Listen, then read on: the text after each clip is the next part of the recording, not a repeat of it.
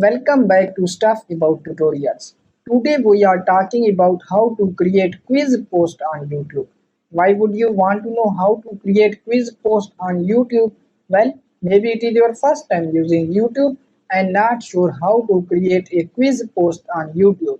So today I am going to show you how to create a quiz post on YouTube. Check video description and I will try to leave the written instructions. Creating a quiz post on YouTube is quite simple and easy to do, and the process is same for iOS and Android devices. Let me show how you will create a quiz post on YouTube. First of all, open YouTube app in your mobile phone. Now here is my YouTube app home screen. And then first click on plus icon in the bottom of this page, and now click on create a post, and then click on quiz. And now first enter your question. I will paste my question here and then add options. You can add up to 4 options in your quiz.